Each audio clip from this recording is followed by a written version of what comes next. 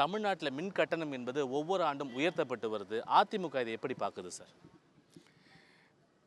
மின்கட்டண உயர்வு மிக கடுமையான முறையில் இந்த உயர்வு இன்றைக்கு தமிழ்நாட்டு மக்கள் பாதிக்கப்பட்டிருக்கிறார்கள்.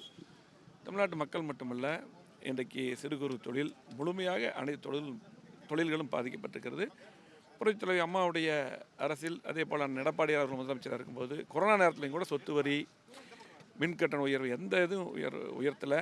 மக்களுக்கான அரசாக எடப்பாடியார் அரசு அம்மாவுடைய அரசு செயல்பட்டது.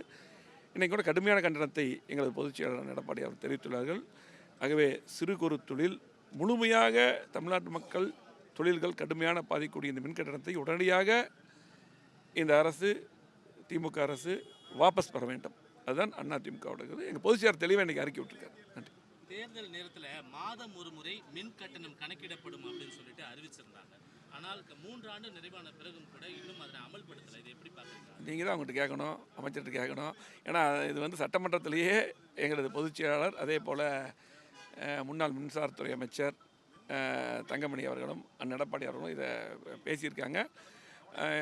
தேர்தல் வாக்குறுதியெல்லாம் நிறைவேற்றுன்னு சொல்கிறாங்க. உடனடியாக அந்த மாதம் கணக்கீட்டை உடனடியாக செய்ய வேண்டும் என்பதுதான் அதிமுகவோட கருத்து.